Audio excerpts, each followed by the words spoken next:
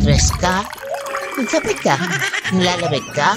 Magkape ka? Nainitan ka? Magkape ka? Kape lang ng kape? Habang di pa ikaw ang pinagkakapehan. Swak na swak ang kape for all seasons. Sabi nga, tutulungan ka na itong bumangon araw-araw. Sa bawat iniinom mong kape, natanong mo na ba kung paano ito ginagawa?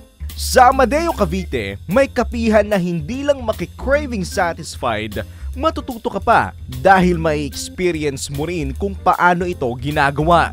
Paano nga ba na sa simpleng buto, nagmumula ang malinamnam na kape? Sarap, pasarap yung lasa. Okay.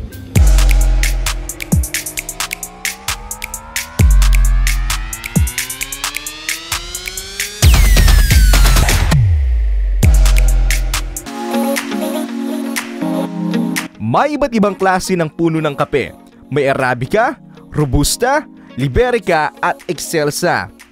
Mula sa puno, kailangan ibilad ang bunga ng 10 araw. At pagkatapos ay babayuhin ito. Sumunod naman ang pagtatahip. Next is isasangag hanggang sa maamoy mo ang aroma. Gigilingin ito gamit ang tradisyonal na gilingan at sa huli ay ang pagkakanaw o brewing. And there you have it! May masarap at natural ka ng kape! Kahit gaano ka-advance ang teknolohiya ngayon, mas magandang experience pa rin na malaman natin kung paanong ang kapeng kinahuhumalingan natin, alam na natin kung paano gawin. Pwede rin ditong mag-farm tour. Reason kung bakit kami nag-o-offer ng mga farm tour activities po para yung mga traditional way of brewing coffee, kung paano po siya i-brew in a traditional way, kung paano po paghirapan ng mga coffee farmers po yung mga paggawa po ng kape dito sa Amadeo. Naging parte na ng buhay ng marami sa atin ang pag-inom ng kape araw-araw. Pero maganda rin nating isipin na ang bawat kapeng iniinom natin ay may kasamang istorya ng paghihirap at sakripisyo. Ngunit ang lahat ng sobra ay masama. Hinay-hinay pa rin sa pag-inom ng kape dahil naglalaman ito ng caffeine na kapag sumobra, nakasasama sa ating katawan. Kagaya ng isang estudyante sa Pilar, Bohol, dahil sa pag-inom ng kape, nalagay sa alanganin ang kanyang buhay.